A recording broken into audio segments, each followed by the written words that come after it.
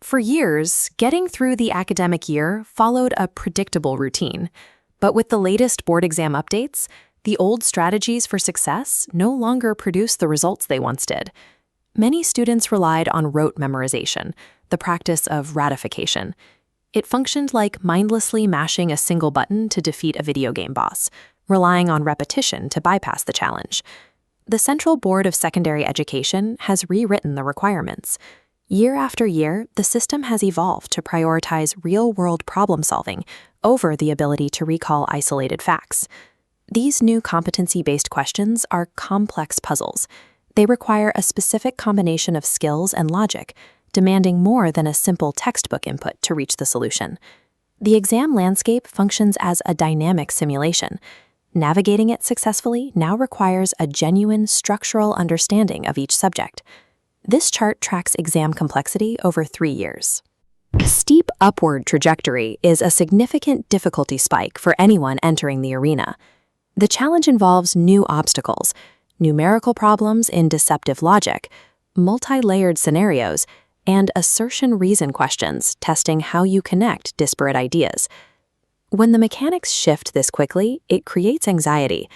Students often step into the arena feeling unequipped for the new rules of the game. Because the main campaign has become more rigorous, the developers introduced a structural safety net to keep the system balanced and fair. In 2026, 10th graders will encounter a major change: the implementation of 2 board exams within a single academic year. The primary encounter is the mandatory main exam. This window opens in mid-February and runs through early March. There is now a second option, an optional improvement exam, scheduled for the month of May. This functions as a safety mechanism.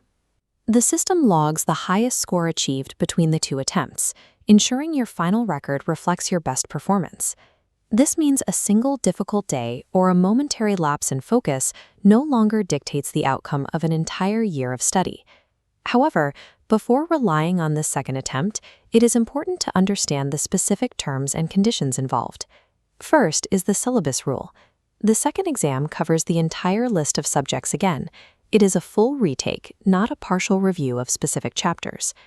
Regarding internal marks, the second attempt only applies to the written paper. Your previous project scores and internal assessments remain locked in from your first attempt. There is also a provision for subject changes. With school approval, you can choose to attempt an additional subject during the second window that was not part of your first run. There are fixed boundaries to this system. Your testing center will remain the same for both sessions, and a third attempt is never granted within the same year. While the board has provided a safety net, they have maintained these rigid boundaries to ensure the integrity of the testing process. The presence of a second attempt creates a psychological risk. It is a mistake to treat the February exam as a disposable practice run.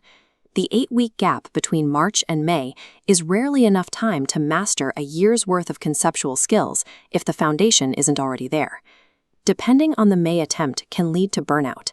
It forces an extended period of high-intensity study during a time usually reserved for recovery.